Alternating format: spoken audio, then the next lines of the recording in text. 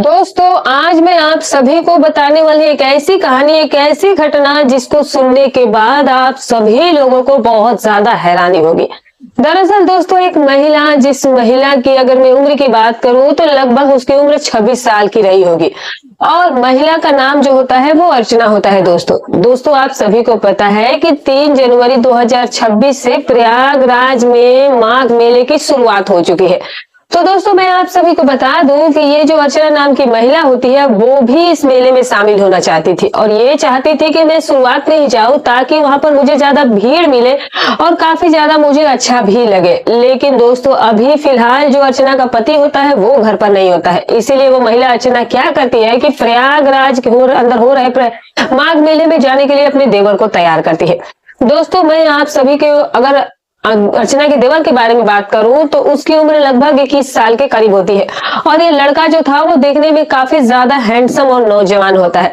दोस्तों, जैसे ही अर्चना अपने देवर से बात करती है तो फिर दोनों देवर भाभी जो होते हैं वो माघ मेले में जाने के लिए तैयार हो जाते हैं। दोस्तों, ये सुबह के लगभग 7 बजे के आसपास ये दोनों माघ मेले के लिए घर से निकल जाते हैं और फिर ये लगभग शाम के 7 बजे के आसपास उस मेले में भी पहुंच जाते हैं। लेकिन दोस्तों, आज ये रात के समय उस मेले में शामिल नहीं होना चाहते थे और उन्हें यही लगा कि जहां पर इन्हें जाना चाहिए वहां पर ये नहीं पहुंचे हैं, तो इसीलिए इन दोनों देवर भाभी ने ये फैसला किया कि वो आज की रात एक होटल में गुजार लेंगे।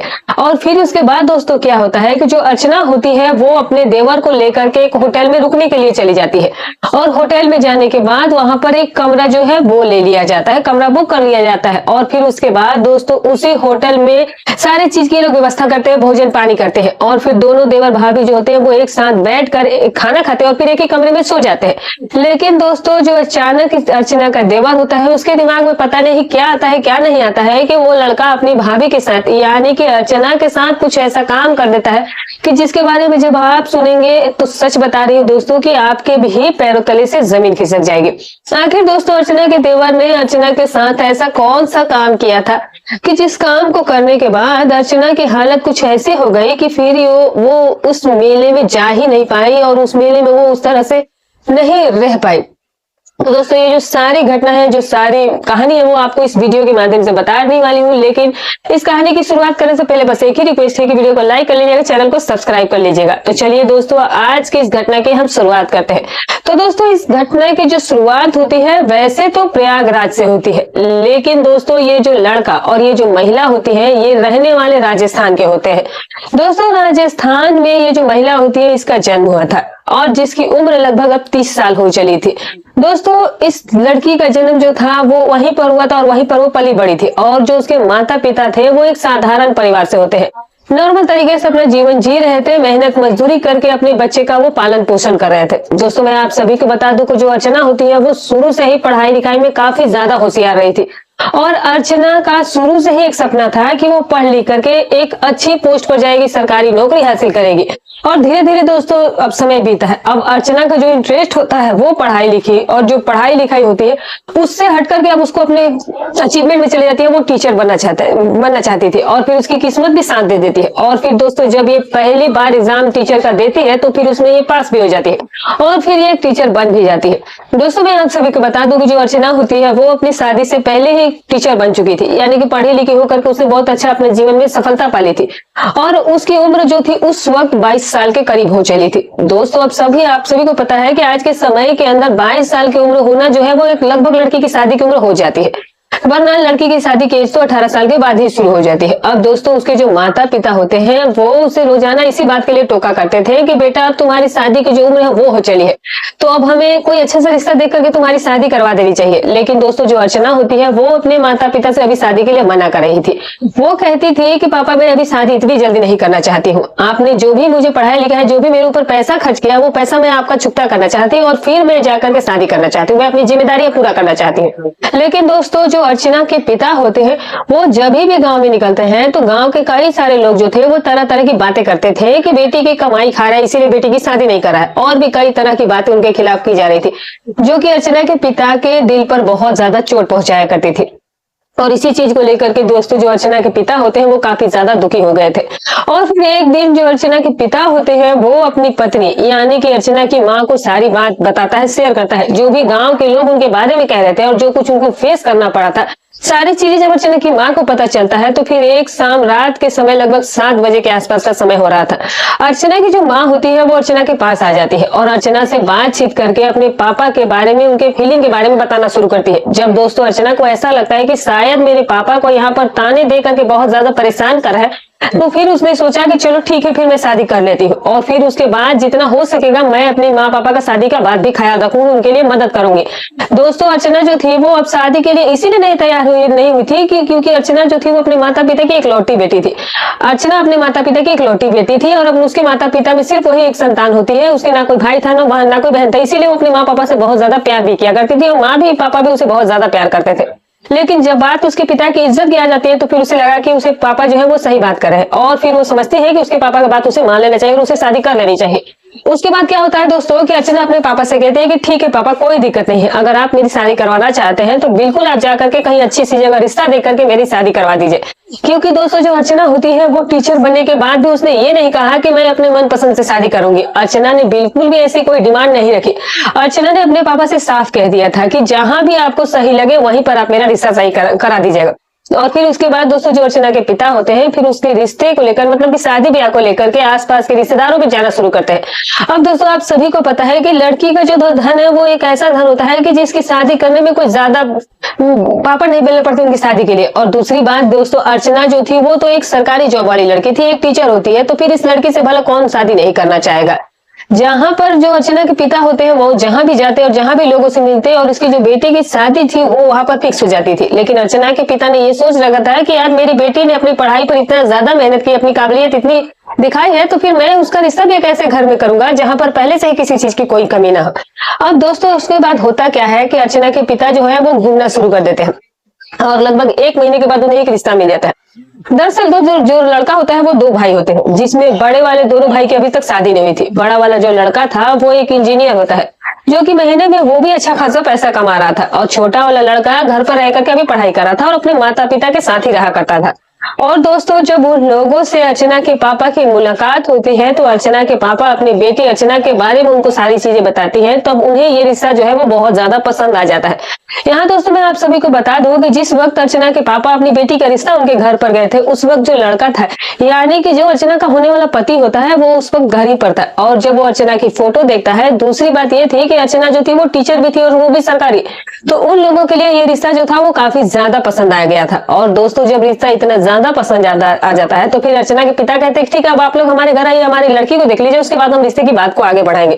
वो लोग इस चीज के लिए एग्री हो जाते हैं। अर्चना के पिता जो है वो खुश होकर अपने घर पर आकर यही बात अपनी बेटी और अपनी पत्नी दोनों को बताते हैं कि मैंने तुम्हारे लिए जो लड़का देखा है वो एक इंजीनियर लड़का है और काफी अच्छा परिवार भी है और धन संपदा की भी कोई कमी नहीं है, यानी कि आर्थिक रूप से वो लोग बहुत अच्छे हैं। जब दोस्तों अर्चना इंजीनियर नाम सुनती है तो फिर उसके भी दिल को थोड़ी राहत मिलती है कि चलो जो होने वाला पति है वो भी अच्छा कमाता है और अच्छा कमाता ही होगा। तो फिर अर्चना को भी ये रिश्ता जो है वो काफी ज्यादा पसंद आ जाता है। लगभग 5 दिन का समय बीत जाता है और 5 दिन के बाद दोस्तों जो लड़के वाले होते हैं वो अर्चना को देखने के लिए अर्चना के घर पर आ जाते हैं।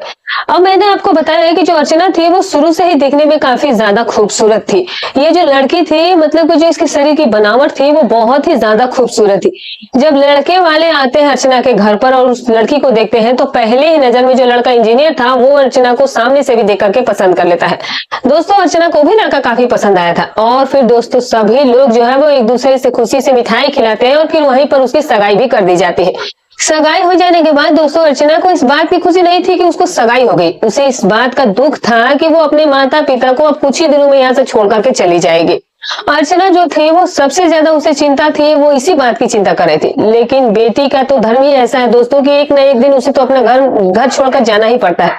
सभी लोग इस बात को जानते ही है। अर्चना भी कैसे भी करके खुद को संभालती है। लगभग दोस्तों थोड़े ही दिन के बाद शादी की जो डेट होती है वो भी फिक्स कर दी जाती है और फिर शादी की जैसे ही डेट फिक्स होती है और जैसे ही डेट नजदीक आती है शादी की, तो फिर उसके बाद दोस्तों जो लड़का और लड़की अर्चना और पति होते हैं दोनों शादी कर लेते हैं। दूल्हा के साथ वो 7 फेरे लेकर के अपने माता पिता और अपने परिवार से विदा लेकर के वो अपनी नई जिंदगी की शुरुआत करने के लिए अपनी ससुराल चली जाती है। अब दोस्तों मैं आप सभी को अर्चना के ससुराल वालों के बारे में थोड़ा सा बता देती हूँ ताकि आपको भी समझने में कोई दिक्कत ना हो और आप भी पूरी अच्छी तरीके से बातों को समझ जाए। दोस्तों अर्चना के ससुराल में केवल 4 ही लोग रहा करते थे। अर्चना के सास ससुर और अर्चना का एक देवर था और एक उसका पति था। दोस्तों अर्चना का जो पति था वो लगभग अर्चना से 3 साल बड़ा होता है और जो अर्चना का देवर था वो लगभग अर्चना से 2 साल के तकरीबन छोटा था। दोस्तों अब समय ऐसे ही बीतने लगता है। अब अर्चना अपने सास ससुर, अपने पति और अपने देवर के साथ बहुत ही खुशहाली के साथ अपना जीवन जो था वो जी रही थी। दोस्तों आप सभी को पता है कि जो अर्चना का पति होता है वो तो इंजीनियर होता है, तो ज्यादातर जो उसका समय बीतता था दोस्तों वो बाहर ही बीता करता था। वो महीने में केवल 1-2 बार ही अपने घर पर आया करता था। कहने का मतलब दोस्तों ये था कि वो महीने में केवल 1 या 2 दिन के लिए ही अपने घर पर आया करता था। अब दोस्तों इसी बीच शुरुआत में ही लगभग उस वक्त अर्चना को तो अपने पति की प्यार की इतनी ज्यादा जरूरत नहीं थी। वो अपनी जॉब पर ही ज्यादा ध्यान दे रही थी, अपने काम पर ही ध्यान दिया करती थी और पति भी अपने काम पर ध्यान दिया करता था। और दोस्तों जो अर्चना होती है ये देवी देवताओं में काफी ज्यादा विश्वास करने वाली लड़की थी, काफी पूजा पाठ करने वाली धार्मिक लड़की होती है। इसे इन सब चीजों में बहुत ही दिल लगता था और भगवान पर ये बहुत विश्वास करती थी। ये भगवान को काफी ज्यादा माना करती थी और दोस्तों वो सही भी काम कर रही थी। और इसी तरीके से जो अर्चना होती है वो अपने अब ससुराल में रहने लगती है और धीरे धीरे समय बीतने लगता है और शादी को अब लगभग 2 साल का समय बीत जाता है। दोस्तों शादी को लगभग 2 साल का समय बीत जाता है, लेकिन अभी तक अर्चना की शादी के बाद अब तक कोई उसे संतान नहीं हुआ था, यानी कि उसने अभी तक बच्चे को किसी जन्म नहीं दिया था। अब अर्चना जो थी वो कहीं ना कहीं ये चीज चाहने लगी थी। अब चूंकि अर्चना ने अभी तक क्योंकि बच्चे को कोई जन्म ही नहीं दिया था, अब इसके पीछे क्या राज था या क्या दुख था ये तो वो जाने, लेकिन कहीं ना कहीं उसके मन में ये चीजें खटकती थी। लेकिन इसके पीछे का जो असली कारण था दोस्तों वो था ये था कि उसका पति था, क्योंकि जो कि इंजीनियर था और अपनी पत्नी को बहुत ही कम समय दिया करता था।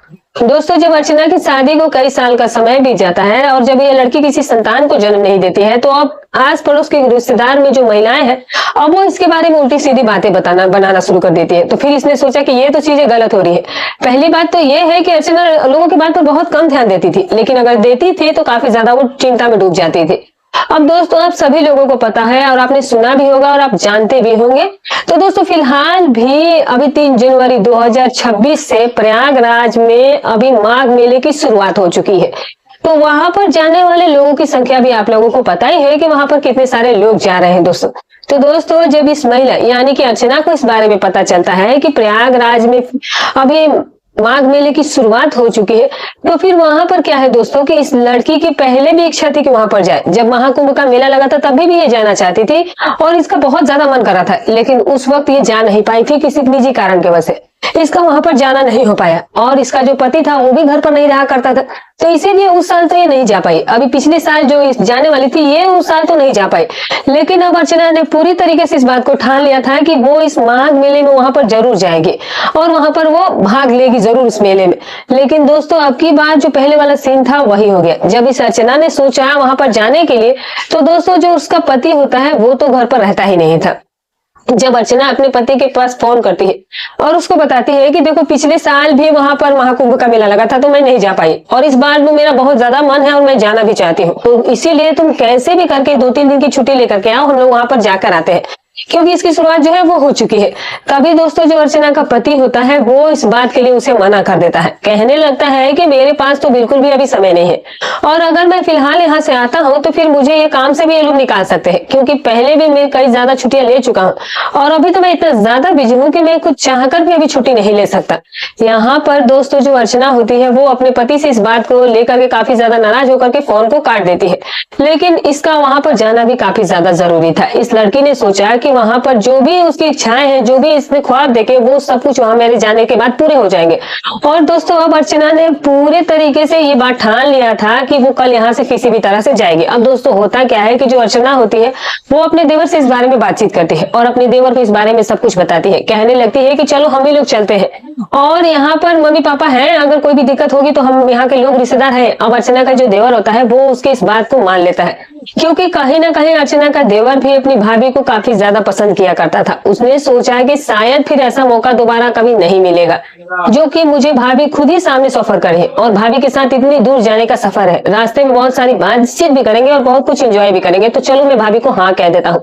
और फिर इसके बाद दोस्तों जो अर्चना का देवर होता है वो उसके इस बात के लिए हामी भर देता है, वो उसके साथ जाने के लिए तैयार हो जाता है। अब इसके बाद अर्चना जाकर के अपने सास ससुर को ये बात बताती है। दोस्तों जब अर्चना अपने देवर का नाम अपने सास ससुर के सामने लेती है है तो उसके सास ससुर भी इस चीज का विरोध नहीं करते हैं। वो कहते हैं कि ठीक है बेटा, अगर तुम्हारा इतना ही जाने का मन है तो तुम बिल्कुल जा करके आओ। और फिर उसके बाद दोस्तों होता क्या है कि ये जो अर्चना होती है ये अपने देवर को तैयार कर लेती है और फिर अपने कुछ कपड़े वगैरह पैक करके 4 जनवरी 2026 को सुबह के लगभग 7 बजे के आसपास ये जो अर्चना होती है ये अपने घर से अपने देवर के साथ माघ मेले में जाने के लिए निकल जाती है। अब दोस्तों ये जो सफर था वो काफी ज्यादा लंबा था। पूरे रास्ते में जो अर्चना का देवर होता है वो उससे बातचीत करता, हंसी मजाक करता था, क्योंकि घर पर उसे इतना ज्यादा बातचीत करने का उसके देवर को इतना मौका नहीं मिल पाता था। दोस्तों अर्चना के देवर के बारे में अभी आपका नाम नहीं पता होगा तो मैं आप सभी को उनका नाम बता देती हूँ। दोस्तों उसके देवर का जो नाम होता है वो आर्यन होता है। आर्यन भी देखने में काफी ज्यादा हैंडसम और खूबसूरत हो चला था और जो लड़का था वो जाहिर सी बात है कि नौजवान लड़का था। अब दोस्तों जो आर्यन होता है जब अपनी भाभी से बातचीत करते हुए जा रहा था तो फिर आर्यन के मन में अपनी भाभी अर्चना के प्रति कई तरह के गलत विचार भी मन में आ रहे थे। लेकिन दोस्तों ये लड़का चाहकर भी अपनी भाभी से कुछ कह नहीं पा रहा था, क्योंकि इसे अपनी भाभी से कुछ ज्यादा ही डर था। इसने सोचा कि अगर भाभी ने ऐसा काम नहीं हुआ हम दोनों के बीच में तो शायद मुझे लेने के देने पड़ जाएंगे। इसीलिए दोस्तों रास्ते में तो अर्चना के देवर ने यानी कि आर्यन ने अर्चना से ऐसा कुछ भी नहीं कहा। वो अपनी भाभी के साथ बस जनरल सी बातचीत करते हुए जा रहा था। दोस्तों लगभग प्रयागराज के अंदर ये लोग शाम के 4 बजे आसपास वहां पर पहुंचते हैं। लेकिन दोस्तों मैं आप सभी को बता दूं कि नहीं जाते जाते काफी ज्यादा लंबा समय लग गया था। तो फिर इन लोगों ने सोचा कि आज तो हम लोग काफी ज्यादा थके हुए, तो आज वहां रात में वहां पे वैसे भी घूमने में कोई फायदा नहीं है। अगर हमें अच्छे से देखना है और सब कुछ करना है तो हम कल दिन में आएंगे, सुबह में आएंगे। इसीलिए दोस्तों ये लोग क्या करते हैं कि आज के लिए ये लोग एक होटल बुक करा लेते हैं। दोस्तों होटल में जाने के बाद जो अर्चना होती है वो एक कमरा ले लेती है, कमरा बुक करा लेती है। और फिर दोस्तों अर्चना ने जिस होटल में कमरा लिया था उस होटल के अंदर खाने पीने की सारी सुविधा जाहिर सी बात है मौजूद थी। तो अर्चना अपने देवर के साथ देवर को लेकर के सीधे कमरे में चली जाती है, क्योंकि जो अर्चना का देवर था वो थोड़ा कम समझदार था। अर्चना अपने देवर पर इतना ज्यादा भरोसा भी नहीं कर पा रही थी, तो इसीलिए वो सारा कुछ करके देवर को कमरे में लेकर के जाती है और नीचे से खाने वगैरह का ऑर्डर दे देती है और टाइम भी बता देती है। और लगभग 7:30 बजे के आसपास के समय अर्चना के रूम में खाना जो है वो पहुंचा दिया जाता है। दोनों देवर भाभी एक साथ ही बैठ करके खाना पीना करते हैं और खाना खाने के बाद अब बारी आ जाती है दोस्तों आराम करने की। लेकिन दोस्तों जब आराम करने की बारी आती है तो फिर आज से पहले अर्चना और अर्चना का जो देवर आर्यन होते हैं ये कभी भी एक साथ एक ही बेड पर नहीं सोए थे। आज आर्यन अपनी भाभी के साथ या किसी लड़की के साथ जिंदगी में पहली बार इस तरह से नजदीक सो रहा था। तो दोस्तों आर्यन जब अपनी भाभी के बगल में सोता है तो फिर उसके दिमाग में कई तरह के ख्याल आने लगते हैं और फिर ये लड़का अपने आप को कंट्रोल नहीं कर पाता है और फिर अपनी भाभी अर्चना के बारे में कई उल्टी सीधी बातें सोचना शुरू कर देता है। लेकिन दोस्तों आर्यन के अभी भी इतनी हिम्मत नहीं हो पा रही थी कि वो अपनी भाभी से कुछ भी कह सके। अब दोस्तों होता क्या है कि लगभग धीरे धीरे जैसे जैसे रात का समय बीतने लगता है और रात के लगभग 11 बजे के आसपास का समय हो जाता है और जब आर्यन को लगता है कि भाभी जो है उसकी पूरी तरह से सो चुकी है, तो फिर दोस्तों होता क्या है कि जो आर्यन होता है वो अपना एक हाथ आगे बढ़ा देता है और हाथ के ऊपर अपनी जो भाभी अर्चना होती है उसके ऊपर ले जाकर के रख देता है। और हाथ उसके ऊपर रखने के बाद जो अर्चना होती है वो इस चीज का कोई भी विरोध नहीं करती। जब आर्यन को ऐसा लगा कि यार भाभी देखो बिल्कुल भी जैसे मैंने हाथ रखा हुआ है बिल्कुल भी इस चीज का कोई विरोध नहीं कर रही है और मुझे भी पता है कि ऐसा मौका मुझे दोबारा कभी मिलेगा भी नहीं, वरना अगर कुछ बोलेगी भाभी उल्टा सीधा तो फिर मैं बोल दूंगा कि नींद में मेरा हाथ गलती से चला गया। तो दोस्तों आर्यन अपनी भाभी को हाथ को पकड़ लेता है और धीरे धीरे उस हाथ को वो घुमाना शुरू कर देता है और कई तरह की गलत हरकतें भी उसके साथ करना शुरू कर देता है। लेकिन दोस्तों अभी तक ये जो महिला थी अर्चना, ये अभी तक अर्चना इसका कोई विरोध नहीं कर रही थी। और जब दोस्तों आर्यन ने अपनी भाभी की तरफ से ये देखा कि उसकी भाभी कोई रिस्पॉन्स नहीं कर रही है, बिल्कुल भी विरोध नहीं कर रही है, तो फिर ये जो लड़का होता है ये पूरी तरीके से खुल जाता है और फिर इस लड़के के दिमाग में जो पहले से डर बसा हुआ था वो सारा डर अचानक से खत्म होने लगता है। अब ये लड़का धीरे धीरे करके अपनी हरकतें बढ़ाने लगता है। फिर अचानक उसकी भाभी की नींद भी खुल जाती है और फिर वो कहने लगता है कि आर्यन ये तुम क्या कर रहे हो। तो आर्यन कहता है कि भाभी माफ कर देना, नींद में पता नहीं मेरा हाथ कैसे आपके ऊपर चला गया, तो मैं इस तरह से नींद में अक्सर ही कर दिया करता हूँ। यहाँ पर जो अर्चना है वो कहने लगती है कि वो तो मुझे पता है कि तुम क्या कर रहे हो क्या नहीं कर रहे हो, लेकिन तुम्हें भी डरने की कोई जरूरत नहीं है, क्योंकि जब तुम आए थे और रास्ते में जब हम लोग आ रहे थे तो फिर मैंने तुम्हें उसी वक्त देख लिया था कि तुम्हारे दिमाग में क्या चल रहा है क्या नहीं चल रहा, तुम्हारी बातों से मैंने समझ लिया था। इसीलिए कोई दिक्कत नहीं है, जो तुम चाहते हो वो होगा, लेकिन थोड़ा सब्र करो। यहाँ पर दोस्तों जो आर्यन होता है वो अपनी भाभी से कहने लगता है कि भाभी मैं तो बस ऐसे ही डर रहा था, मुझे नहीं पता था कि आप सब कुछ ऐसे ही हमारे बीच हो जाएगा, लेकिन भाभी मैं तुम्हें बता बता दूं कि अब मुझसे बिल्कुल भी सब्र नहीं हो रहा है। और दोस्तों आर्यन जो है वो अपने आप को कंट्रोल नहीं कर पाता है और फिर अर्चना के साथ वहीं पर अपनी भाभी के साथ वो काम करना शुरू कर देता है। दोस्तों अर्चना को लगता है कि यार ये छोटा देवर है, ये मतलब बिल्कुल ही नया नया है, इसे क्या कर पाएगा ये मेरे साथ, थोड़ी देर में तो कहानी खत्म हो जाएगी। लेकिन अर्चना को ये नहीं पता था कि आज ये जो लड़का है जिंदगी में पहली बार ये सब काम कर रहा था और आज वो लड़का उसके साथ कुछ ऐसा काम कर देगा जिससे कि उसकी ऐसी कुछ हालत हो जाएगी कि वो सोच भी नहीं सकती थी। और दोस्तों होता भी कुछ ऐसा ही है। होता क्या है कि जब आर्यन अर्चना के साथ लगातार कई घंटों तक कई बार वो जब वही सब काम करता है तो उस काम को करने के बाद अर्चना की जो हालत होती है वो खराब हो जाती है।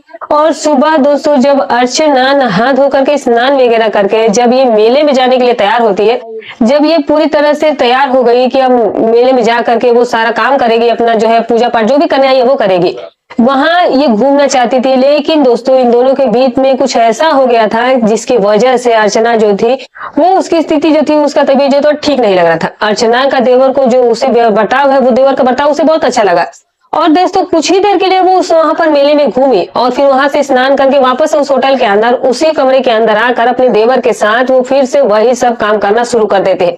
तो दोस्तों इस तरीके से देवर और भाभी के बीच में वहां पर ये सब गलत काम हुआ। तो दोस्तों ये रही कहानी। दोस्तों हमारी कहानी सुनाने का उद्देश्य किसी की भावनाओं को ठेस पहुंचाना नहीं है, ना ही किसी के दिल को आहत करना है। बस केवल आपको सतर्क करना है, आपको जागरूक करना है और आपका मनोरंजन करना है। तो उम्मीद करती हूँ कि आपको कहानी पसंद आई होगी। तो वीडियो को एक लाइक कर दीजिएगा, चैनल पर नए तो सब्सक्राइब कर दीजिएगा और आप हमारी वीडियो कहाँ से देख रहे हैं तो कमेंट करके जरूर बताइएगा अपना और अपनी सिटी का नाम। और दोस्तों फिर मिलूंगी कल आपसे एक और नई अच्छी कहानी के साथ। तब तक अपना और अपनी परिवार का ख्याल रखें।